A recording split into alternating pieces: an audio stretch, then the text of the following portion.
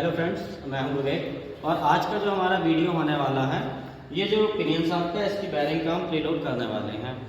तो प्रीलोड होता क्या है कि जहां भी आप टेपर रोलर बेरिंग का यूज़ करते हैं तो टेपर रोलर बेरिंग जो होती है उसके ऊपर एक्सियल लोड और रेडियल लोड आता है। तो इसके लिए हमें इसे इसका प्रीलोड सेट करना होता है। तो जैसा हमारे ये पिनियन जो है, इसकी जो बेरिंग का प्रीलोड होगा 2 से 2.5 kg का होता है। तो चलिए इसे हम चेक करते हैं कितना है। तो सबसे पहले ये जो हमारी पिनियन शाफ्ट है, हम इसे इस बेंच वाइज पे सेट कर लेते हैं। हम यहाँ पे इस कपड़े का यूज़ कर रहे हैं जिससे कि हमारा जो गियर है, गियर डैमेज ना हो। तो यहाँ पे हमने जो पिनियन शाफ्ट है इसे बेंच वाइज में सेट कर दिया है। तो पिनियन बेरिंग प्रीलोड जो है इसे चेक करने के लिए हम इस टूल का यूज़ करेंगे, है ना। ये जो हमारा टूल है स्प्रिंग बैलेंस है। तो इसमें जो है हम लगभग 1 से 1.5 मीटर की नायलॉन की रस्सी का यूज़ करते हैं।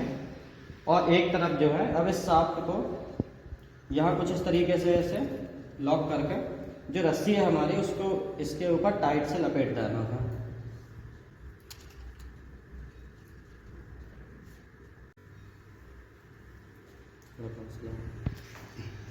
अब जो है हमें ऐसे एक बराबर फोर्स से खींचना है और यहाँ पे आपको ये देखना है कि ये जो है कितने फोर्स से घूमना चालू होती है। तो जैसा आप देख सकते हैं कि अभी जो हमारी ये जो पिनियन शाफ्ट है ये हमारी 2.5 kg पर घूम रही है।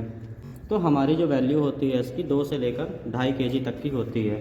इसका मतलब अभी इसका जो प्रीलोड है वो सही है। यदि इसका प्रीलोड जो है कम हो जाता है, मतलब 2 kg से कम हो जाता है, तो ये जो हमारी शाफ्ट है ये बहुत ही फ्रीली चलने लगेगी। इसके लिए ये जो चेक नट आप देख रहे हैं उसे हमें इस स्पेशल टूल की सहायता से टाइट करना होगा। तो ये जो चेक नट होता है इसको आपको ये ध्यान रखना होगा कि जब भी आप इसे एंटी क्लॉकवाइज घुमाते हैं तो ये टाइट होगा और यदि आप क्लॉकवाइज घुमाते हैं तो उस कंडीशन में ये लूज़ होगा। तो इस टूल की सहायता से आप इसे जो है इस तरीके से सेट करके इसे आपको थोड़ा टाइट करना होगा। इसके बाद यदि जो है अगर इसका प्रीलोड ज़्यादा हो जाता है, 2.5 kg से ज़्यादा हो जाता है, तो हमें इसे लूज़ करना होगा।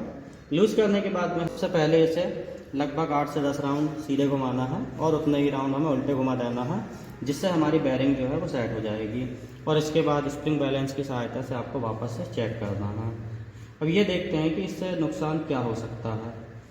यदि इसका प्रीलोड बहुत ज़्यादा कम हो जाएगा तो उस कंडीशन में जो इसकी केज है कॉलर पर सही से नहीं बैठ पाएगी और जो हमारी बेरिंग थी ये बहुत ज़्यादा स्पीड में बहुत ज़्यादा फ्रीली चलने लगेगी, जिसके कारण इसके डैमेज होने के चांस बढ़ जाते हैं।